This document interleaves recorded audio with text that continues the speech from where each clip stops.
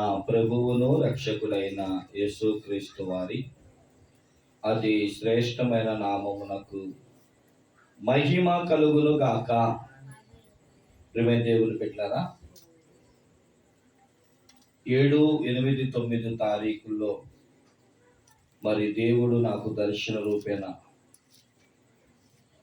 దేవుడు నాకు ఇవ్వగా ఈ ఆలోచన ఏర్పాటు వారైన మన సంఘములకు నేను తెలియజేశాను. స్పందించి వచ్చిన మీ అందరికీ ప్రభు పేరిట శుభాలు తెలియజేస్తూ కొద్ది నిమిషాలు దేవుని వాక్యాన్ని మనం చాలా శ్రద్ధగా వింటాము. దేవుని వాక్యంలోనికి వెళ్తున్నాం కనుక ప్రతి వారు గమనించి ద్వితీయోపదేశ కాండము 32వ అధ్యాయము,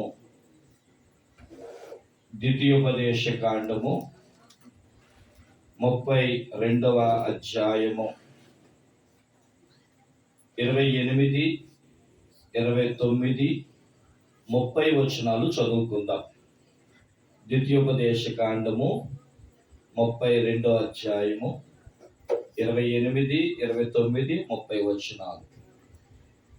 వారు ఆలోచన లేని జనము, వారిలో వివేచన లేదు. వారు జ్ఞానము తెచ్చుకొని దీన్ని తలపోసి తమ కడవరి స్థితి యోచించుట లేదు. తమ ఆశ్రయ దుర్గము వారిని అమ్మివేయని ఎడల, యెహోవా వారిని అప్పగింపని ఎడల, ఒకడు ఎట్లు 1000 మందిని తరుమును, ఇద్దరెట్లు 10,000 మందిని పారదొలుదురు. చాలు. కొద్ది నిమిషాలు దేవుని యొక్క వాక్యాన్ని ధ్యానం చేసుకుంటున్నాం. ద్వితీయోపదేశ కాండము, ద్వితీయ అనగా రెండవసారి, ఉపదేశము అనగా బోధించుట, రెండవది వాక్యం మళ్ళీ చెప్పుట, కాండము అనగా చరిత్ర. మోషే ఇశ్రాయేలీయులను ఐగుప్తు నుండి కానానుకు నడిపించడానికి బయలుదేరాడు, కానీ సీనాయి పర్వతమైన యోర్దాను నదీ తీరము దాకా వారిని నడిపించాడు. ఈ ఐగుప్తు దేశము నుండి ఈ నదీ తీరం వరకు వారికి పట్టిన కాలం ఎంత అంటే 40 సంవత్సరాలు. ఈ 40 సంవత్సరాల్లో చిన్నవారు పెద్దవారు అయ్యారు, కొంతమంది మార్గంలో జన్మించారు, యవనస్తులు వృద్ధులయ్యారు. సో ధర్మశాస్త్రము గురించి తెలిసిన వాళ్ళు ఉన్నారు, తెలియని వారు ఉన్నారు. అసలు ధర్మశాస్త్రం అంటే ఏంటో అని తెలియని యవనస్తులు, చంటి బిడ్డలు కూడా ఉన్నారు. అందుకనే మోషే తన చివరి సమయమున, వృద్ధాప్య సమయమున దేవుని చేత రెండవసారి ఈ 40 సంవత్సరాల ప్రయాణములో దేవుడు తనకిచ్చిన ధర్మశాస్త్రమును రెండోసారి మళ్ళీ చెప్తున్నాడు. ఏమని అనంటే, ఈ 32వ అధ్యాయములోని 29వ వచనాన్ని మెయిన్గా మనం తీసుకుంటే, ఇశ్రాయేలీయులు చేసిన పొరపాట్లను, దేవుడు వారి పట్ల చూపిన కనికరాన్ని వారు ఎలాగ కాలదనుకున్నారో మాట్లాడుతూ, మరి ఈ అంత్యకాల సమయములలో చాలా ఉపయోగకరమైనది, మేలుకరమైన మాట ప్రభు ఇక్కడ రాయించారు. ఏమనంటే, చూడండి, మళ్ళీ చదువుతున్నాను 29లో, వారు జ్ఞానము తెచ్చుకొని దీన్ని తలపోసి తమ కడవరి స్థితి యోచించుట మేలు. నీకు అర్థమైన భాషలో చెప్పాలంటే, దేవుడు మనకు ఒక జీవితాన్ని ఇచ్చాడు. తల్లి గర్భంలో పుట్టాం. తండ్రి మనకు ఒక జీవితాన్ని ఇచ్చాడు. 19, 20 సంవత్సరాలు నిన్ను పెంచి పోషించి ఏమంటారు, ఒక అయ్యి చేతిలో పెట్టాడు. కట్టుకున్న భర్తతో 100 ఏళ్ల జీవితాన్ని గురించి ఆలోచించి బిడ్డల్ని కంటూ, వారిని పెంచుకుంటూ, వారికి పెళ్ళిళ్ళు చేస్తూ, వారి బిడ్డలను చూసి మురిసిపోతూ కాలాన్ని వెళ్ళబుచ్చుతాం.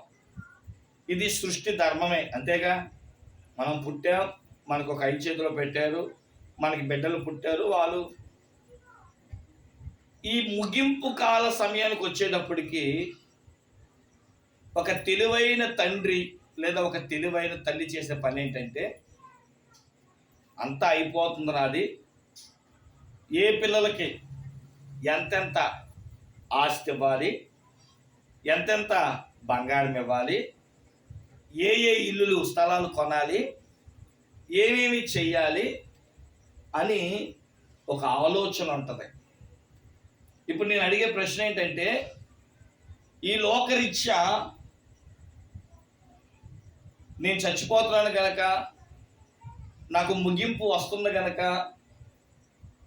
నేను నా బిడ్డలకి ఏది తక్కువ చేయకూడదు అని బైబిల్ ఏమంటుందంటే, భక్తి కలిగిన తండ్రి అంట, లేదా బిడ్డలను ప్రేమించే తండ్రి అంట, బిడ్డలకి ఆస్తి సంపాదించి పెట్టి, రే ఇదివర నీకు ఈ ఆస్తి అని ఇస్తాడంట. నేను అనుకున్న ఈ పాటికే మీరు మీ చివరి స్థితిని అన్ని సిద్ధపరచుంటారేమో. సిద్ధపరిచారా? ఈ మధ్యకాలంలో చిన్న స్టేటస్ లేదా చిన్న రీల్ నేను చూసా. ఓ తండ్రి చనిపోతున్నాడు, చివరికి వచ్చేసాడు, హాస్పిటల్లో ఉన్నాడు. ఆలోచన చేయండి, తనకు 3 పిల్లలు, తన భార్య దగ్గరికి పిలిచాడు. తన భార్యతో అంటున్నాడు, ఇదిగో ఈ తూర్పు వైపు అంతా నీది, ఈ తూర్పు వైపులో ఉన్న అపార్ట్మెంట్ అని నీయి.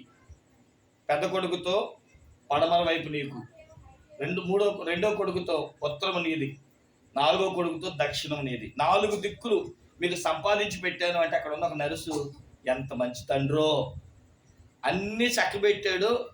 తూర్పును కొన్నాడు, ఉత్తరాన్ని కొన్నాడు, పడమర కొన్నాడు, దక్షిణాన్ని కొన్నాడు, అన్ని అపార్ట్మెంట్లేనంట. ఇంకేంటి కూర్చొని బతకచ్చు, ఎంత మంచి తండ్రి అని అనుకుంటున్న సమయంలో అతని భార్య ఉందంట, ఆయన చెప్పింది ఆస్తులు కాదండి, అపార్ట్మెంట్లో పాల ప్యాకెట్లు వేసే పని. ఇప్పుడు చచ్చిపోతే ఏం చేయాలి? తూర్పు వైపు ఉన్న అపార్ట్మెంట్లో నేనేమేయాలి? పాల ప్యాకెట్లు వేయాలి. ఆ పాల ప్యాకెట్ల పని నాకు అప్పగించాడు. ఉత్తరాన్ని పెద్ద కొడుకు, దక్షిణాన్ని చిన్న కొడుక్కి, పడమరాన్న 3వ కొడుక్కి. అంతేగాని ఆస్తులు కాదండి అన్న. నిజమే. ఈరోజు మన మనవళ్ళ సైతం కూడా అడుగుతారు, తాతయ్య నీకేమి ఇచ్చాడు, మా నాన్న మాకేం సంపాదించి పెట్టాడు. అందుకని తెలివిగా ఏం చేస్తావంటే, చివరి రోజుల్లో ఎవరెవరికి ఎంతెంత ఏమేమి ఇవ్వాలో ముందుగానే జాగ్రత్త పడుతూ ఆస్తి పంపకాలు లేదా ముగింపులకు కావాల్సిన ప్రతీది కూడా కాగితాలు సిద్ధపరచుకుంటూ ఉంటారు. అయితే ఈరోజు ఒక చిన్న ప్రశ్న ఏంటయ్యా అంటే, నువ్వు నిజమైన ఆత్మీయుడు అయితే మరి నీ చివరి రోజుల్లో ఎలా జీవించాలి? ఇంతవరకు కుర్రోడుగా ఉన్నప్పుడు ఎలవలా జీవించేశానే, యవన ప్రాయం వచ్చినప్పుడు నా ఇష్టాన్ని బట్టి జీవించానే, 30-40 సంవత్సరాల కౌమార్య దశకు వచ్చినప్పుడు కూడా నా భార్య బిడ్డలతో నేను ఎలాగో జీవించానే, ఇప్పుడు నేను చివరి రోజులకు వచ్చేసా, వృద్ధాప్యంలోకి వచ్చేసా, ఇప్పుడు కూడా నా ఇష్టమేనా? లేదా నేను చివరి రోజుల్లోకి వచ్చాను కాబట్టి, నేను ముగింపులోనికి వచ్చాను కాబట్టి నా ముగింపు బాగుండాలి, పాపం లేని జీవితముగా ఉండాలి, ఇకనైనా దేవుని సన్నిధిలో పాటలు పాడాలి, ఇకనైనా దేవుని సన్నిధిలో ఆరాధన చేయాలి, ఇకనైనా దేవుని వాక్యాలు చదవాలి, ఇకనైనా ప్రార్థనలు చేసుకోవాలని తమ చివరి రోజులు లెక్క పెట్టే వాళ్ళు చాలామంది ఉంటారు. కానీ వారి జీవితంలో ఆత్మీయముగా లెక్క పెట్టేవారు ఎంతమంది ఉన్నారు? నా మాటలు అర్థమవుతున్నాయి అనుకుంటా. నేను ఏమో చెప్తున్నాను, ఎవరైనా చనిపోయేటప్పుడు నా బిడ్డలకి ఏమేమి ఇవ్వాలి అని రేపొద్దున వాళ్ళ మాట వచ్చేస్తుందేమోనని ఆలోచించే వ్యక్తులు, మరి మనం చనిపోతున్న సమయంలో, ముగింపులోనికి వస్తున్న సమయంలో, కడవరి దినాల్లో, వృద్ధాప్య స్థితిలో, లేదా ప్రతిరోజు వృద్ధాప్యమే మనకి, ప్రతిరోజు చివరి రోజులే. మరి ఈ అంత్యకాల సమయములలో నీ ముగింపు గురించి ఆలోచించావా? నేను డైరెక్ట్గా మాట పలకచ్చా, నేను చస్తే ఎక్కడికి వెళ్తా? ఆలోచన వచ్చిందా ఎవరికైనా? ఇప్పుడు చెప్పండి, నేను నా ముగింపు దేవుని దగ్గర ఎలా ఉంటుంది, ఎలా ఉండాలి? ఎందుకో తెలుసా? మనిషి కంఠంలో ప్రాణం ఉన్నంతసేపే ఏది చెయ్యాలన్నా, ఒక్కసారి ఊపిరి వదిలేసావా, అయ్యయ్యో ఆ రోజు పాస్టర్ గారు చెప్తున్నప్పుడే ఆ సిగరెట్, ఆ జోదం, ఆ వ్యభిచారం మానేస్తుంటే బాగుండు, ఆ త్రాగుడు, ఆ వ్యసనాలు, ఆ బూతులు వదిలేసినా బాగుండు, నా చివరి రోజుల్లో అయినా సరే నా స్థితిని మార్చుకుంటే బాగుండు. ప్రాణం పోయిన తర్వాత మార్చుకోవాలన్నా కుదరదు. మన అవకాశం ఎప్పుడో తెలుసా? గొంతులో ప్రాణం ఉన్నంతసేపే. ఇక్కడ ఇక్కడ మోషే గారు ఇశ్రాయేలీయులతో అంటున్నాడు, నువ్వు మంచి ఆత్మీయుడు అయితే నీ ముగింపు గురించి ఆలోచిస్తావు. నా ముగింపు ఇలా ఉండాలి, అందరూ చెప్పుకునేటట్లు ఉండాలి. ఏమంటే నేను 14 సంవత్సరాలుగా సేవ చేస్తున్నా. ఈ 14 సంవత్సరాల్లో ఓ 30 నుంచి 40 వరకు సమాధి కార్యక్రమాలు చేశా. చాలా చోట్ల చేశా. అందులో కనీసం 5 నుంచి 10 వరకు అయ్యగారు ఏదో సమాధి కార్యక్రమము జ్ఞాపకార్థ కూడిక పెట్టాలనే పెడుతున్నామే తప్ప అనకూడదు మాట. ఎందుకంటే ఏం పొడిచాడండి వీడు అని తండ్రినో బిడ్డనో కొడుకునో తల్లునో చూసి చాలామంది మాట్లాడారండి. వీడు సుఖమే చూసుకున్నాడు కానండి మమ్మల్ని ఏనాడు పట్టించుకోలేదండి. ఏంటంటే బంధువులందరూ ఏడుస్తారని, చేయకపోతే బాధపడతారని డబ్బు తగలేసి చేయడమే తప్ప వీడి గురించి చెప్పుకోవడానికి ఏమీ లేదండి అని నేను ఇంచుమించు విన్నాను. మనం మారకపోతే మనం చనిపోయిన తర్వాత మన సాక్ష్యం ఏంటి? ఒక్కసారి ఆలోచించావా? గలతీ పత్రిక 3వ అధ్యాయం గురించి ఏమండి, ఈ గలతీ పత్రిక పరిచర్య స్టార్ట్ అయ్యి 70 సంవత్సరాలు, అంటే 70 సంవత్సరాల నుంచి 2025 2000 సంవత్సరాల క్రితమే జరిగిన ఈ రోజుకి ఎందుకు చెప్పుకుంటున్నాం? గలతీ పత్రిక 3వ అధ్యాయం మొదటి 3 వచనాలు చదువుకుంటే, గలతీలంట ఒకప్పుడు ఆత్మానుసారముగానే జీవించారంట, ఎంతో నిష్టగా ఉండేవారంట. కానీ వాళ్ళు రాను రాను భక్తి తగ్గిపోయింది, శరీరానుసారులుగా మారారు. శరీర సంబంధమైన వాటివే చేస్తున్నారు తప్ప ఆత్మ సంబంధమైన చేయట్లా, భక్తి చేయట్లా. పౌలు గారు ఏడుస్తూ చెప్తాడు, ఇంకేంటి మీ ముగింపైన గుర్తు చేసుకోండి, మీ ముగింపైన జాగ్రత్తగా కాపాడుకోండి. మనిషి ఈరోజు ఉంటున్నాడు అంటే కరోనా తర్వాత మనిషి స్థితి ఏమైపోయింది? ఒకప్పుడు మా తాతయ్య అంటూ ఉండేవాడు, ఎవరైనా ఊర్లో చనిపోయాడంటే ఏ ముసలో మొక్కో వయస్సు మళ్ళిన వాడు ఏమో అని. ఇప్పుడు చెప్పండి, రోడ్డు మీద బ్యానర్లు చూస్తూ ఉంటే 10 సంవత్సరాలు 15, 20, 25, 30 సంవత్సరాలు నిండిన వారు ఎక్కువగా మరణిస్తున్నారు.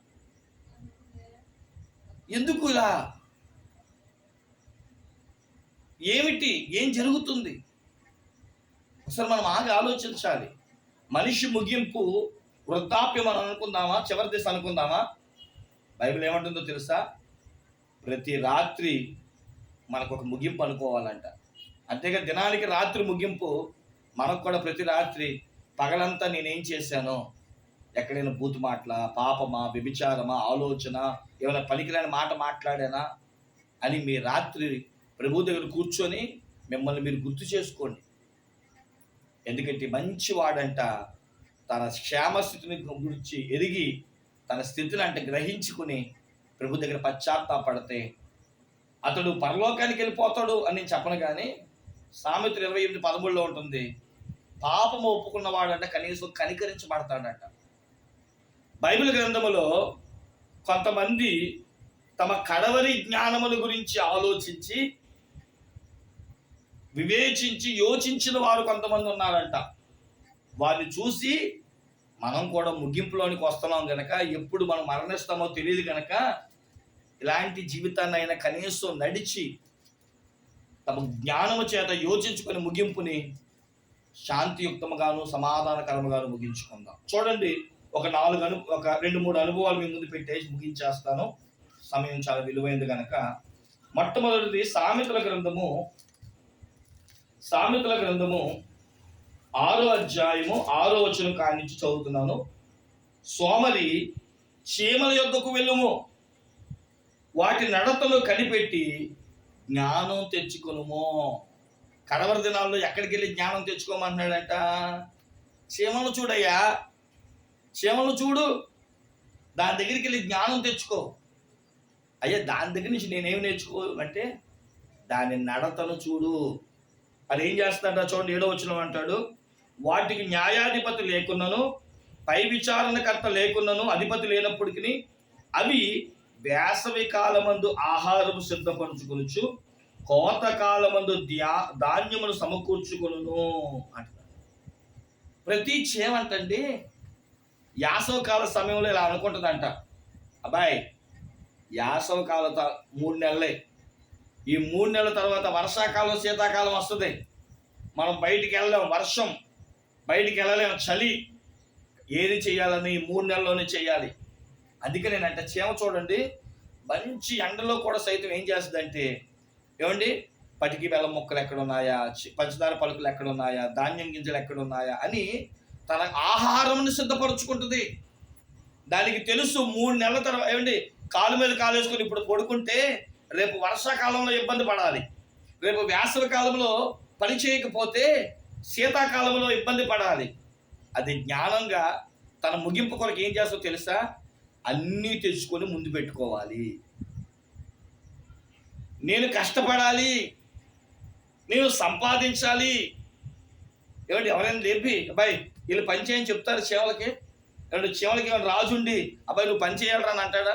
చీమలకి రాజు లేడు, న్యాయాధిపతి లేడు, కానీ దానికి బాధ్యత ఉందంట. చెప్పండి ఏముంది? వయసు ఉన్నప్పుడే కష్టపడాలి, బలం ఉన్నప్పుడే కష్టపడాలి. రేపు బలం లేనప్పుడు కూర్చుంటే మనం కూడా అంటాం కదా, కూర్చుంటే కొండలైనా సరే కరిగిపోవా అంటారు కదా. ఒక ఆలోచన, జ్ఞానం, తెలివి ఉన్నప్పుడు, జ్ఞానం ఉన్నప్పుడు, వయసు ఉన్నప్పుడే. సామెతల గ్రంథం 31వ అధ్యాయం అండి, చాలా స్త్రీలందరికీ కూడా చాలా విశేషమైనది. 10వ వచనం కాడి నుంచి 30వ వచనం వరకు కూర్చొని చదవండి. ఒక గుణవతిరాలైన స్త్రీ దొరకడం వల్ల అది ఎంత ముఖ్యము కంటే అమూల్యమైనదో జ్ఞాని అయిన సొలొమోనుకి తన తల్లి చెబుతూ రాస్తూ అంటది, నా కుమారుడా, ఒక మంచి భార్య దొరికితేనంట ఎలాంటి ఆశీర్వాదాలు దొరుకుతాయో ఆమె చెప్పుకుంటూ వచ్చిందండి. అదే సామెతల గ్రంథం 31వ అధ్యాయం 27వ వచనంలో ఒక మంచి భార్య చేసే పని అంటాడు కదా, ఆమె తన పిల్లలు, తన భర్త, తన వారందరి యొక్క నడతలు అంటే కనిపెట్టిద్దంట. పిల్లడు ఏం చేస్తాడు, తను పని చేసుకుంటూనే ఉంటుంది, కానీ కొడుకు ఏం చేస్తున్నాడా, కూతురు ఏం చేస్తుందా, ఒక కన్నీసి చూస్తూ ఉంటుందంట. ఎందుకంటే రోజులు బోలా, పరిస్థితులు బోలా, వాళ్ళు ఏం చూస్తున్నారు, వాళ్ళు ఏం మాట్లాడుకుంటున్నారు, వాళ్ళు ఎలాంటి కార్యాలకి వారి జీవితంలో తావిస్తున్నారు. ఎందుకంటే ప్రియమైన దేవుని బిడ్డలారా, ఈరోజు లోకం చెడిపోయి ఉంది. మనం పిల్లల్ని పట్టించుకోకపోతే చెడు నడత నడిచి వాళ్ళ నడతలు పాడు చేసుకుంటారు. ఒక మంచి తల్లి చేసే పని ఏంటో తెలుసా, తమ బిడ్డల్ని తనని కనిపెడతా ఉంటుంది. ఈరోజు నా బిడ్డ ప్రార్థన చేశాడా, దేవుడి దగ్గర పాట పాడాడా, వాక్యం చదివాడా, సన్నిధిలో ఉన్నాడా, లేదా మొబైల్ పట్టుకొని పనికి రానివన్నీ చూస్తూ కాలయాపన చేస్తున్నాడా, ఒక కంటి కనిపెడుతూ ఉంటుందంట. ఈ మోషే కాలంలో కూడా ఈ మాట ఎక్కువ చెప్పుకుంటూ ఉంటాం. మిరియాము అనే ఒక స్త్రీ అక్క తన తమ్ముడిని కనిపెడుతూ ఉంది. అవకాశం దొరికినప్పుడు తన తల్లినే దాసీగా తీసుకొచ్చి తన బిడ్డను పెంచుకోవడానికి అవకాశం ఇచ్చి ఆ గొప్ప కృప దేవుడిచ్చాడు. ప్రియమైన దేవ జనాంగమా, నువ్వు నిజమైన జ్ఞానవంతురాలైతే నువ్వు కడవరి స్థితిలో ఏం ఆలోచిస్తావు తెలుసా, నా నడతలు సరి చేసుకోవాలి, నా నడవడికలు సరి చేసుకోవాలి. బలం ఉన్నప్పుడే నేను దేవుని కార్యాలు చేయగలగాలి, బలం ఉన్నప్పుడే ఏది చెయ్యాలన్నా దేవుని కొరకు నేను చెయ్యాలి. ఒక రోజు వస్తుంది మనం ఏ పని చేయలేనప్పుడు ఏమీ చేయలేనట్టుగానే ఉంటుంది. బైబిల్ గ్రంథములో 2వ దినవృత్తాంతముల గ్రంథము 36వ అధ్యాయం 11 నుంచి 13 వచనములో సిద్కియా అనే రాజు ఉన్నాడు. ఈ రాజు 21 సంవత్సరాల వయసులో రాజుగా వచ్చి 11 సంవత్సరాలు రాజ్య పరిపాలన చేసి తన సేవకుడైన ఇర్మియా ప్రవక్త చెప్పిన ఆ మాటలను వినలేదంటాడు. తద్వారా చెడు నడత నడిచాడు. ఈరోజు ప్రియమైన దేవుని బిడ్డలారా, మన పిల్లలు మన మాట వినకపోవడం వల్ల చెడు నడత నడుస్తారు. అందుకని భక్తుడు చెప్తున్నాడు, కడవరి స్థితిలో ఒక జ్ఞానయుక్తమైన దానివైతే నీ నడతల గురించి కనిపెడతావు, నడవడికలు చూసుకోవాలి. సోమరిపోతులాగా మనం ఉండకూడదు. ఈరోజు చాలా మంది తమ నడతను సరి చేసుకోవడానికి ఇష్టపడాలి. అందుకని బైబిల్లో అంటాడు కదా, చీమల దగ్గరికి వెళ్ళు, అవి నీకు పాఠం నేర్పుతాయి. మేము ఎలా పని చేస్తున్నామో చూడు, నీకు బలం ఉంది, శక్తి ఉంది, కానీ పని చేసుకోవడానికి ఇష్టపడవు. నీ బిడ్డల్ని సరి చేసుకోవడానికి ఇష్టపడవు, చెప్పు. అందుకనే రేపు బిడ్డలు నాశనం అయిపోతున్నారు. ఈరోజు దేవుని వాక్యం ఒక సేవకుడిగా చెప్తున్నాను, మాకు మీరందరూ నా బిడ్డలుగా. దేవుడు మనకు అవకాశం ఇచ్చినప్పుడే దైవ సంబంధమైన కార్యక్రమాలు చేసుకుంటూ మంచి క్రియలను కలిగి జీవించాలని. అందుకని చీమల దగ్గరికి వెళ్ళి చీమలు చూసి పాఠం నేర్చుకోండి. ఇక రెండో మాట దగ్గరికి వస్తున్నాను. సామెతల గ్రంథము 23వ అధ్యాయం, సామెతల గ్రంథము 23వ అధ్యాయము 18-19 వచనాలు మనం చదువుకుంటే, నిశ్చయముగా ముందుగతి రానే వచ్చును, నీ ఆశ భంగం కానేరదు. నా కుమారుడా, నీవు విని జ్ఞానము తెచ్చుకొనుము, నీ హృదయమును యథార్థమైన త్రోవల యందు చక్కగా నడిపించుకొనుము. ఏమంటే చివరి రోజుల్లో ఉన్న వ్యక్తులమైన మనము ఒకటి చీమల దగ్గరికి వెళ్ళి కష్టపడడం నేర్చుకోవాలంట. దేవుని కొరకు ఏ పని చేస్తే అది ఆశీర్వాదం చూసి నేర్చుకోవాలంట. రెండోది అంటున్నాడు కదా, ప్రాణం పోయిన యథార్థత వదలమాక. ఏంటంట, కొన్నిసార్లు అబద్ధం ఆడాల్సి వస్తుందా? అదే చెప్తున్నాడు. ప్రాణం పోయినా నిజమే చెప్పు. అలా కాదండి పాస్టర్ గారు, నిజం చెప్తే మా ఊళ్ళకి నేను శత్రువు అవుతావు. ఓ మాట చెప్తున్నాను, అబద్ధము చెప్పి మిత్రుడయ్యే కంటే నిజం చెప్పి శత్రువు అవడమే మంచిది. యథార్థంగా నడవడమే మంచిది. బైబిల్ గ్రంథంలో ఒక ఆయన ఉన్నాడు, దేవుడు అతన్ని పరీక్షించాడు. అతని పేరు ఏబు. ఊజు దేశంలో గొప్ప షావుకారులాగా డబ్బున్న వ్యక్తిగా ఉన్నాడు. కానీ బైబిల్ ఏం చెప్తుందో తెలుసా? దేవుడు అంటే అతను పరీక్షించినప్పుడంట అతనికి యథార్థవంతుడుగా, మొదటి అధ్యాయం 8వ వచనంలో యథార్థవంతుడు న్యాయవంతుడుగా దేవుడు కనబడితే ఆ యథార్థను పరిశీలించాడంట. ఆస్తి పోయింది, అంతస్తు పోయింది, డబ్బు పోయింది, విలువ పోయింది. ఒక మాట కూడా చెప్పాలండి. ఏబు గ్రంథం 2వ అధ్యాయంలో ఉంటుందండి, కట్టుకున్న భార్య వచ్చి చావరాదా, అవడకయ్య నువ్వు కావాలి, దేనికి నువ్వు, డబ్బు పోయే, ఆస్తి పోయే, పిల్లలు పోయే, అంతస్తు పోయే, పదవి పోయే, అన్ని పోయినాయి. అయినా నీ యథార్థత పోల. ఓ పని చేయి, దేవుణ్ణి తిట్టి చచ్చిపో. కట్టుకున్న భార్య అంటుంది, దేవుణ్ణి తిట్టి చచ్చిపో. దానివల్ల చావడం తప్ప నీకు ఇంకో ఉపయోగం లేదు. తిండి దండగా, అన్ని దండగా నీకు. అప్పుడు తన భర్త ఏమన్నా తెలుసా? నోటితో కూడా పాపం చేయకుండా మూర్ఖురాలు అలా, మూర్ఖురాలు మాట్లాడినట్టు మాట్లాడమాక. ఇంచుమించు కొంతమంది భక్తులు అంటారు 7 నుంచి 10 సంవత్సరాలు అంట ఏవుకి మహా కష్టాలు వచ్చినాయి, కానీ చివరికి దేవుడు 2 అంతలుగా ఆశీర్వదించాడు. దేవునికి మహిమ కలుగును కాక. మళ్ళీ చెప్తున్నాను, నువ్వు నిజంగా అబద్ధం మాట్లాడి మనుషుల దగ్గర మెప్పు తెచ్చుకుంటే ఏదో ఒక రోజు నువ్వు మాట్లాడింది అబద్ధం అని తెలిసినప్పుడు, ఒరే నేను అన్నానా, అది అలాంటిదే అంటారు. కానీ యథార్థంగా మాట్లాడు, ఎప్పటికైనా సరే నీ మాటకి నీకు విలువ ఉంటుంది. అదే అబద్ధాలు ఆడి జీవించేదానికంటే నిజంగా మాట్లాడే మనుషుల చేత అవమానం పడి బాధలేదు. నీ చివరి దినాల్లో నీ యథార్థత నిన్ను కాపాడుతుంది. కాబట్టి ప్రియమైన దేవుని బిడ్డలారా, మనం నేర్చుకోవాల్సిన రెండో విషయం ఏంటో తెలుసా? మాట్లాడితే యథార్థత మాట్లాడు, లేదా మౌనంగా ఉండు, అంతే. నిందిస్తారు, అవమానపరుస్తారు, మాట్లాడితే సత్యం మాట్లాడు, యథార్థంగా ఉండు. మనుషుల చేత నిందించబడతావు, అవమానించబడతావు, హేళన చేయబడతావు, కానీ ఏదో ఒక రోజు నీ యథార్థత నిన్ను హెచ్చిస్తుంది, కనపరుస్తుంది. చివరి రోజుల్లో మనం నేర్చుకోవాల్సిన మొదటి 2 మాటలు చెప్పాను. ఒకటి, కష్టపడి పని చేస్తూ కష్టానికి ప్రతిఫలం తింటూ ఎవరి దగ్గర చేతులు చాచక సోమరిగా జీవించక కష్టం ఉన్నంతసేపు సంపాదించుకొని ఆ సంపాదన బిడ్డలకి ఇస్తూ సంతోషంగా జీవిస్తూ నీ చివరి రోజుల్లో హాయిగా బ్రతుకు. రెండవది, జీవితకాలం అంతా అబద్ధాలతో బతికే కంటే మనుషులు దూరమైనా పర్లేదు, నేను ఛేదించుకున్నా పర్లేదు, నీ మాట నీ నడక యథార్థంగా ఉండేటట్లుగా సత్యమే మాట్లాడాలి తప్ప అసత్యానికి తావు మనము. ఇక 3వ మాట చెప్పి నేను ముగిస్తాను. దానియేలు గ్రంథము 1వ అధ్యాయము 3-4 వచనాలు మనం చదువుకుంటే, దానియేలు భక్తుల ద్వారా పరిశుద్ధాత్మ దేవుడు మాట్లాడుచున్న ఒక చక్కటి శ్రేష్టకరమైన మాట. రాజు అబ్షాయాజు అను తన నసుంపుకుల అధిపతిని పిలిపించి అతనికి ఇలాగ ఆజ్ఞాపించను. ఇశ్రాయేలీయుల రాజవంశములో ముఖ్యులు లోపము లేని సౌందర్యమును సకల విద్యా ప్రావీణ్యమును జ్ఞానము కలిగి తత్వజ్ఞానము తెలిసిన వారై అన్నాడు. మన చివరి రోజుల్లోనంట తత్వజ్ఞానము, ప్రావీణ్యత, సకల విద్య మనం కలిగి ఉండాలంట. మన ముగింపులో దేన్నైతే నమ్ముకున్నామో ఆ దేవుని గురించి, ఆ దైవ గ్రంథాన్ని గురించిన మహాజ్ఞానాన్ని సంపాదించుకోవాలంట. ఈరోజు మోసాలు ఎక్కడ జరుగుతున్నాయో తెలుసా? దేవుడి పేరు చెప్పి జరుగుతున్నాయి.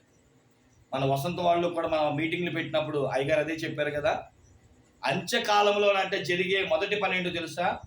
మోసము. మోసము. ఆ గుడికి రండి, ఈ గుడికి రండి, ఇక్కడ దేవుడు ఉన్నాడు, అక్కడ దేవుడు ఉన్నాడు, అక్కడ అద్భుతాలు జరుగుతాయి, ఇక్కడ స్వస్థతలు జరుగుతాయి, ఇక్కడ కార్యాలు జరుగుతాయి, ఆ పాస్టర్ గారు అలా చేస్తారంట, ఈ పాస్టర్ గారు ఎలా చేస్తారంట అని అబద్ధ బోధకులు ఎక్కువ అవుతూ ఉంటారు. వాక్యం చెప్పరు, కష్ట సుఖాలు చెప్తారు. అమ్మ మీ సమస్యలు మాకు చెప్పండి అంటారు. ఏమిటి సమస్యలు? దేవునికి చెప్పాలి, దైవజనుల చేత ప్రార్థన చేయించుకోవాలి. కానీ ఈరోజు చాలా మంది దైవజనులు రేపేం జరగబోతుందో ముందే చెప్తున్నట్లుగా ఏమంటే శకునాలు చెప్తున్నారు, కష్ట సుఖాలు చెప్తున్నారు, చల్లంగి చెప్తున్నారు. అది ఆ పాస్టర్ గారి దగ్గరికి వెళ్తే గుడ్డు ఇస్తే ఎలా అంట, బియ్యం ఇస్తే ఎలా అంట, కొబ్బరికాయ ఇస్తే ఎలా అంట. ఎక్కడ ఇవన్నీ? మనిషి యొక్క మాయా కల్పనలు. మనుషులు దాన్నే నమ్ముతున్నారు, దాని కొరకే వెంపర్లు ఆడుతున్నారు. అక్కడికి వెళ్తే తైలం పోస్తారంట, ఎక్కడికి వెళ్తే నూనె డబ్బాలు ఇస్తారంట, అక్కడికి వెళ్తే కచ్చీపులు ఇస్తారంట, ఇక్కడికి వెళ్తే అది ఇస్తారంట అని మనుషుల యొక్క అవకాశాలను చూసి మభ్య పెడుతున్నారు. ఏది దైవ వాక్యం? అందుకని అంటా నేను, దేవుడు అంటే ఏంటో ముందు తెలుసుకోండి. దీని మీద, ఈ బైబిల్ మీద గొప్ప జ్ఞానాన్ని సంపాదించాలి. ఈరోజు చాలామంది కల్పనా కథలతో దురద చెవులు కలిగిన వారు. మనం ఎవరు? మనకి ఏం చెప్పండి? ఏదైనా మంచి విషయం చెప్పామనుకోండి, అబ్బా మనకి ఎక్కడం. అక్క పలానా ఆవిడ గురించి తెలుసా అంటే చుప్ ఏమైంది? ఎవరితో తిరుగుతున్నాడు? దేని వెనకాల వెళ్తున్నాడు? ఎవరింట్లో దూరుతున్నాడు? ఇవి చెప్పండి, చెవు కోసేసుకుంటాం.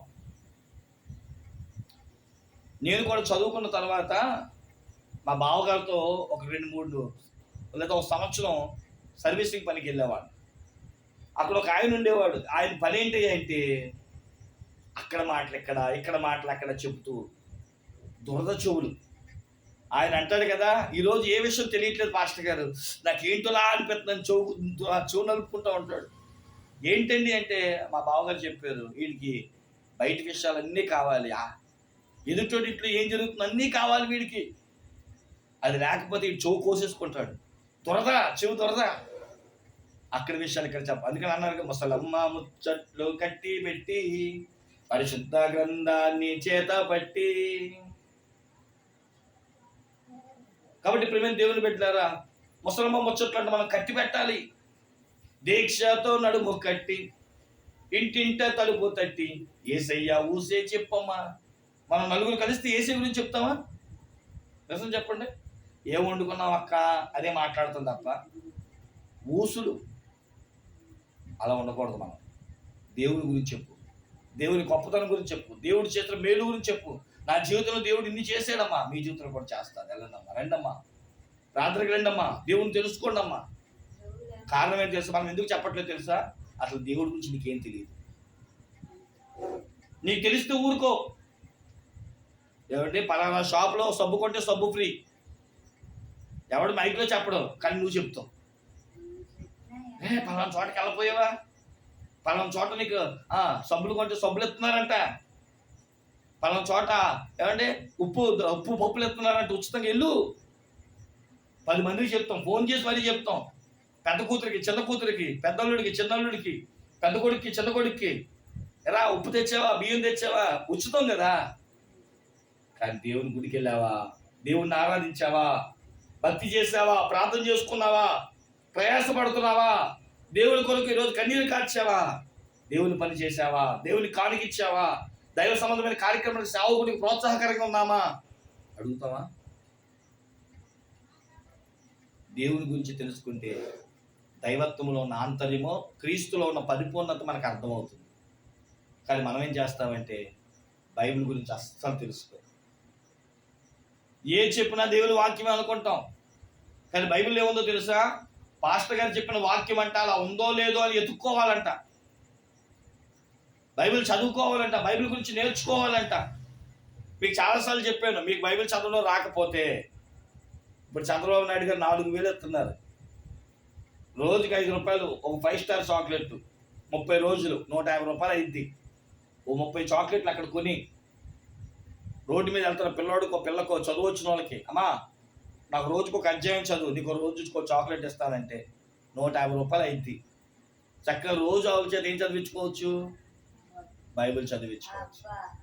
లేదు 350 రూపాయల నుంచి 400 రూపాయలు అయింది టీవీలో ఏమండి దేవుని వాక్యాలు చెప్తూ ఉంటే వినొచ్చు శ్రద్ధ కలిగిన వాళ్ళు. కానీ మనం టీవీ పెట్టామంటే నాటికలు సినిమాలు తప్ప అది బట్టి పెట్టాం. అంత్యకాలంలో చేయవలసిన 3 పనులు మేము ముందు పెట్టా. 1, చీమల దగ్గరికి వెళ్ళి దాన్ని నడత నేర్చుకొని నేను కూడా కష్టపడాలి, నేను కూడా దేవుని కొరకు శ్రమించాలి, దైవత్వములను పరిపూర్ణతను సంపాదించుకోవాలంటే దైవత్వమైన యేసుక్రీస్తులను నేను పూర్తిగా తెలుసుకోవాలి, ఆయన సన్నిధిలో మోకరించాలి, ఆయన సన్నిధిలో మేము విజ్ఞాపన చేయాలి. కడవరి స్థితిలో దేవుని యొక్క నడతను అనగా ఆజ్ఞలు ధర్మశాస్త్రములను మనం నేర్చుకునే వారంగా ఉండాలి. 2వది సత్యాంతవరకు యథార్థంగా ఉండాలి.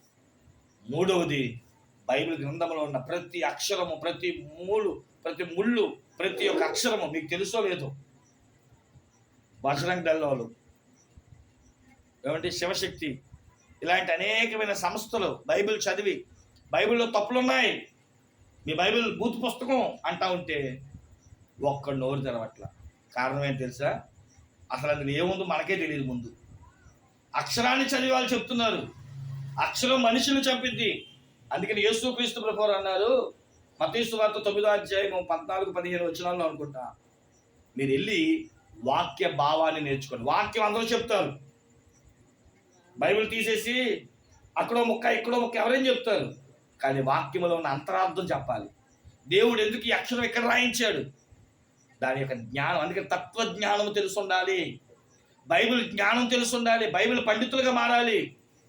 ఏమంటే నేను ఎక్కడైనా ట్రైనింగ్ పొందానా? ఎవరైనా నాకు చెప్పారా? 1, భక్తులు చెప్పినది నేను నేర్చుకుంటాను. 2, మోకరించి దేవుడిని అడుగుతాను. అవసరమైతే టెక్నాలజీ ఉపయోగిస్తాను, మొబైల్స్, వాట్సాప్. దేవుడు ఈరోజు విస్తారమైన సువార్త ప్రకటిస్తున్నాడు. ప్రతీది ఇక్కడ ఎందుకు ఈ మాట, ఎందుకు ఈ అక్షరం, ఎందుకు ఈ పదం, ఎందుకు ఈ సందర్భం?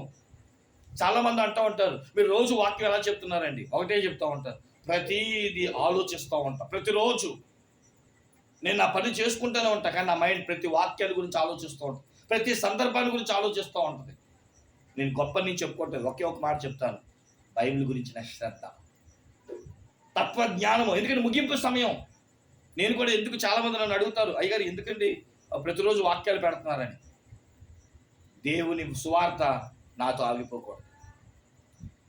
ఈ జ్ఞానం నలుగురికి అందాలి, నలుగురికి తెలియాలి. రేపొద్దున దేవుడు అంటే తెలియని తరం వారికి ఈ టెక్నాలజీ ఉపయోగపడింది. దేవుడు నాకు 7 సంవత్సరాల క్రితమే చెప్పాడు, అనుదినం అన్నాను ప్రకటించు. సంగమ సేవకుడా, అనుదినం అన్నాను ప్రకటించు, ప్రతిరోజు వాక్యాన్ని చెప్పు. మనుషులు విన్నా వినకపోయినా, చూసినా చూడకపోయినా, లైక్ షేర్ సబ్స్క్రైబ్ చేసినా చేయకపోయినా మనుషుల వైపు నువ్వు చూడమాక. అందుకే నేను ప్రతిరోజు ఎవరు ఎంతమంది చూస్తారా అని చూడను.